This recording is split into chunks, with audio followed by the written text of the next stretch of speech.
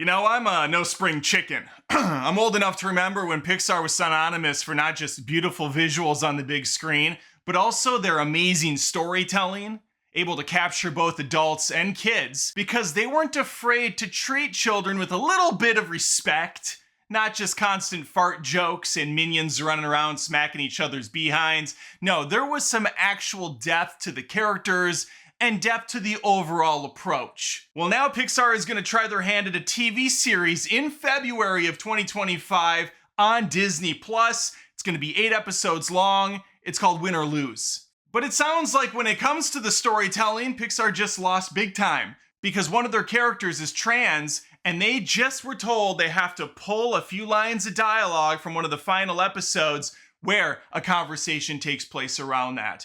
Of course, this will be seen as a huge win for a good chunk of people out there that are sick of this woke stuff going on. For me personally, I think it's a loss in terms of creative stifling and just silencing folks, because I'm a big fan of people being able to express and say whatever they want, regardless of the blowback, the eye rolling, and whatnot. Let's talk about it very quickly.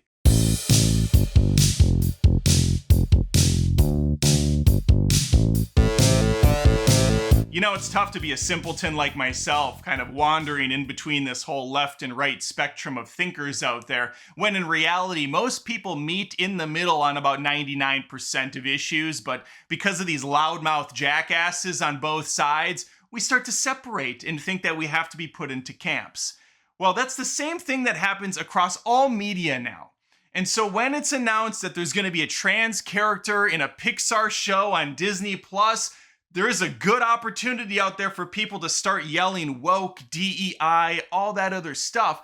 And there's also an equal opportunity for folks to yell racist, sexist, homophobic, blah, blah, blah against those people. For me, it's a tad bit more nuanced. I can see the funding going on at Disney and in Hollywood in general to get messages out there. There's a lot of different organizations that want to see their people represented. So they hand over cash in exchange for some dialogue, a character, a little arc to represent what they stand for. And so it's easy money to take for some of these studios that are already having a hard time investing their own. But then there's this part of me that rolls my eyes so damn hard they almost come out my ear, because it's so cringy how they approach this material. It's so preachy and on the nose instead of having an ounce of nuance to it. So in this show, Win or Lose, there is a trans character. Apparently it's not really addressed until later in the season, and that stuff is pulled.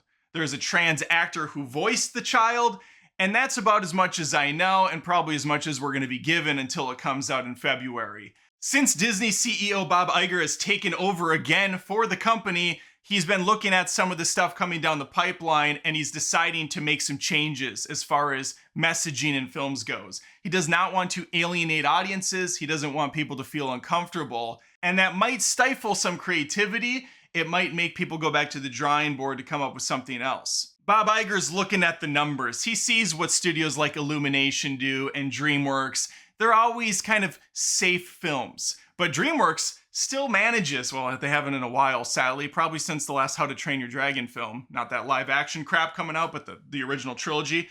Those films felt adult. They spoke to a broad audience without having to pander. Iger's looking at his slate and he goes, all right, what do we have? What are we working with? And is this going to help our company, or is it just going to come off as preachy and insulting and talking down to the audience? And he's stripping that stuff out. Because at the end of the day, and I've been saying this for years now, it's always going to come down to money. As much as people want to tell you otherwise, companies value that above everything else, including the message, as it were. Yes, there's probably a whole bunch of hires over there that are very upset that they can't put that representation into the film and check off that box. But when that financial report comes in and the billionaires aren't able to buy their 15th yacht, yeah, that's going to fall back on the people responsible for putting out this crap. All that said, me personally, I don't really care. I have kids. We've watched a lot of this Disney stuff, including films that have gay representation,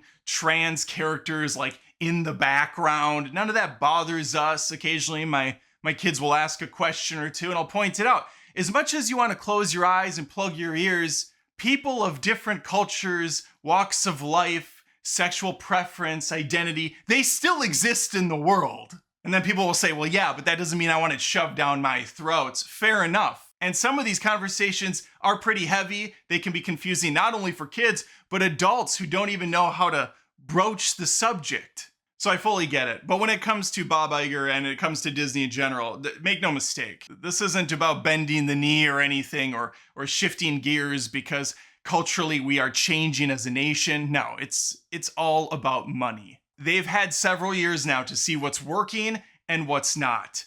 Oh, the Moanas of the world doing very well. Inside Out 2 did fantastic. I want to hear from you though. Let me know your thoughts on this whole kerfluffle. Please like the video and comment below. Subscribe to the channel if you want to hear more movie news, reactions, reviews, and so on. I post content every single day. Would love to have you stick around. Take care.